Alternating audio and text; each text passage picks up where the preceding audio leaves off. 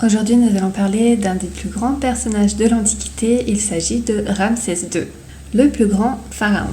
67 ans de règne, 6 grandes épouses et un immense harem, plus d'une centaine de fils et de filles, des temples gigantesques, tout est grand chez le plus célèbre des pharaons de l'Égypte ancienne.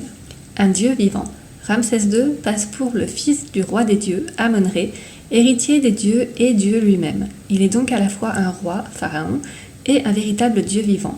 Il exerce sur toute l'Égypte un pouvoir sans limite. La plupart des domaines du pays lui appartiennent. Pour le servir ou pour l'approcher, les Égyptiens doivent se prosterner en s'allongeant sur le sol. S'ils le touchent, même par accident, ils risquent d'être sévèrement punis. Les hiéroglyphes du cartouche de Ramsès, son emblème, signifient « le dieu Ré l'a fait naître ». Le roi bâtisseur. Préoccupé avant tout de sa gloire, Ramsès fait construire plus de temples et de statues qu'aucun autre pharaon.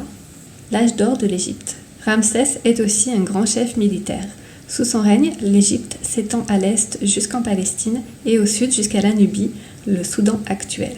À travers tout le pays, il fonde des cités et une nouvelle capitale, Pi-Ramsès, qui signifie la maison de Ramsès, et qui est édifiée dans le delta du Nil.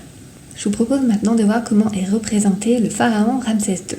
Ramsès est coiffé du pschent des pharaons, qui réunit la couronne blanche de Haute-Égypte et la couronne rouge de Basse-Égypte. Le cobra, ou Uraeus, est un symbole qui le protège de ses ennemis. La fausse barbe est l'attribut des pharaons et des dieux. La crosse et le fléau, croisés sur la poitrine, traduisent l'autorité qui guide et qui châtie. Le pectoral est un collier de plaques d'or et de pierreries. Enfin, le pagne court est appelé shanti. Néfertari, une fidèle épouse. La grande épouse royale Néfertari est sa préférée. Pour elle, il fait creuser la plus belle tombe de la vallée des reines et construire un temple à Abou Simbel. C'est un honneur exceptionnel. Néfertari exerce une grande influence sur Ramsès tout au long de son règne. La bataille de Kadesh. En 1274 avant notre ère, Ramsès attaque les Hittites qui forment l'autre grand empire de l'époque et se disputent le contrôle de la Syrie, carrefour commercial entre la Méditerranée et la Mésopotamie. La bataille a lieu près de la cité fortifiée de Kadesh. Ramsès II est vainqueur, mais il n'a pas réussi à prendre la ville et doit accepter un traité d'alliance, le premier traité entre deux États de l'histoire.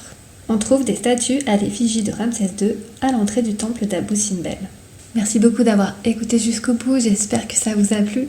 N'hésitez pas à liker et à partager à des personnes que ça peut intéresser. Je vous invite à dire en commentaire si vous aimez l'Antiquité et les pharaons et quel est votre préféré. Peut-être même êtes-vous allé voir l'exposition Toutankhamon qui présentait des objets jamais vus hors d'Égypte. Cette exposition comprenait 150 objets, entre autres des bijoux en or, des gravures, des sculptures et des objets rituels.